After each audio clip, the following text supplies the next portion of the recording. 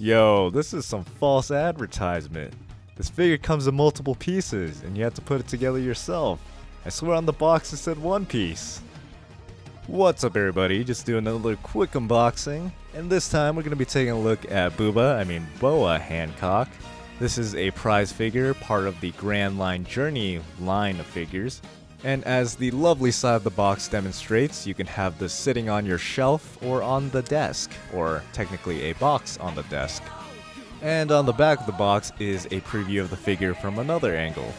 Since this is a prize figure made by Ben Presto, you can get it fairly cheap. I was able to get it for $20 including shipping. And if you're worried about a pirate bootleg, they even put a sticker of authenticity. Now, a lot of these sitting figures are called noodle stoppers, but this one is pretty nice because it includes a ship handrail that she can sit on.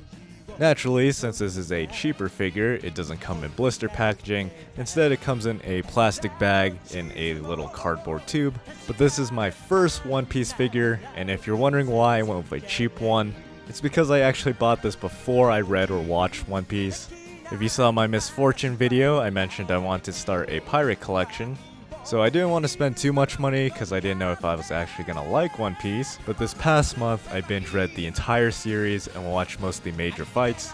The plan was to read a chapter or two each night before bed, but lo and behold, it was so good I stayed up till like 6 AM every night reading an entire arc and got like 2 hours of sleep.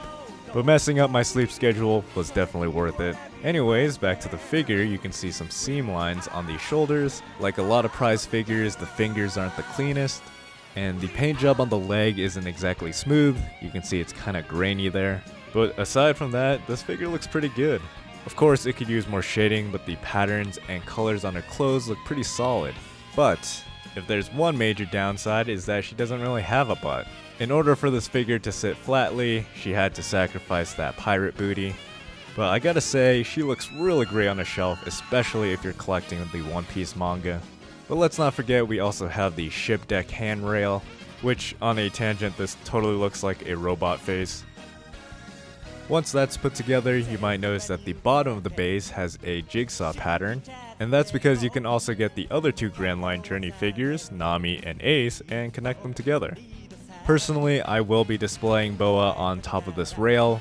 One, I wouldn't know what to do with it otherwise, and two, the little detail of the fingers kind of hanging over the side of the rail is just a nice touch in my opinion.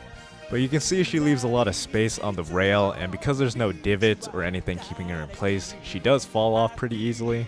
And if you choose to display her on the railing, she's pretty tall, like next to this 1/7 scale figure, you can see they're close to the same height.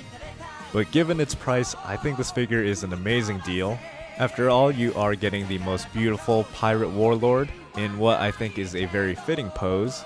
And I'm glad I got her, though I'm also glad that I didn't spend too much because she did kick like a puppy and baby seal, but we'll forgive her because she's a total queen.